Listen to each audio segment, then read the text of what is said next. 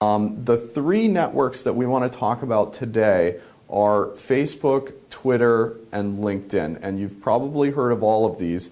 These are the three most important social networks for business. Each has its own value. The first tip that we would have for you is to go in and set up an account, a business account, for each of these social networks if you haven't already. So in each case, you can set up a page specific to your business where you can list all the same kind of basic information, who you are, what your website is, how to get in touch with you, that sort of thing. Now, once you've done that, the other thing to keep in mind here is that you do want to make sure that the business is separated from the personal. With LinkedIn, it's really all for business anyway, so there's no real problem between the personal and company. You can have a personal LinkedIn page. You can also have a business page. That would be the small exception there. But generally, people are using LinkedIn for business. With Twitter and with Facebook, these are obviously also being used for personal use. So one of the big no-nos is to use your personal account for your business. You definitely don't want to do that. It can be tempting because when you're starting a page for your business, you're going to start out with no followers, and that can be a little frustrating. Whereas if you're already using Facebook, for example, for your personal life, you already have a group of people, probably some of whom are your clients, that you can talk to.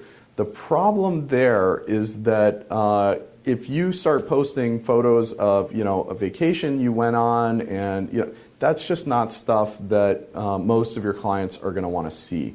And so you don't want to expose yourself to breaking that sort of personal, business, professional relationship. So do make sure you separate those. The next thing is to start monitoring them. So we see this a lot as well, where you go out, you set up the page, and then you forget about it. That's another thing you don't want to do. People may be in there, just using Facebook again, may have liked your page, and they can actually post in there. And just because you know how to use these social media channels doesn't mean that your clients do. And so what can happen is your client may post something that they think is a personal message to you when in fact it's public. So if you're monitoring your page, the good news is you can go in there, and in the case of Facebook, you can just go ahead and delete those comments. So if somebody leaves an inappropriate comment, or if somebody leaves a spam comment on your wall, you can just go ahead and take care of it. The problem comes when you sort of forget about these things, then you won't know when that's happened necessarily, and you don't want that to happen. Once you've set up the pages, the next thing you want to do is you want to make sure that you're letting people know. And a few great ways to do that are to start including links in your email footer. So just have a little icon there that directs them to your pages. You can also put the links on your website, so anybody visiting the website is going to see that, click on it. That can be great for just letting your existing customers know, who may have not quite realized, and then maybe they start to follow you. It can also be great for engaging potential prospects. If they go to your website and they see the link to the Facebook page, they may click on it. And if they see that you've got active content being posted there and it's good quality and there's a conversation going, that can help get them to pick up the phone and give you a call. Can help build trust.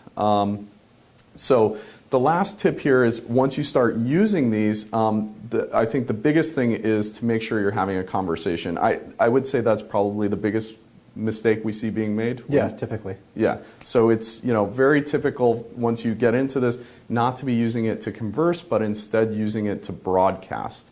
And you don't want to do that. It shouldn't just be pushing out, pushing out, pushing out. Think of it as a conversation. That's why it's called social media, and then you're going to start to be able to build that audience and that relationship. Another little tip is to follow people in order to get followed. So people in Facebook can like your page if it's something that, or if it's somebody that is relevant to your business, you can go ahead and like their page back. In Twitter, you can follow them back if they follow you. That helps build the base of people who are engaging you.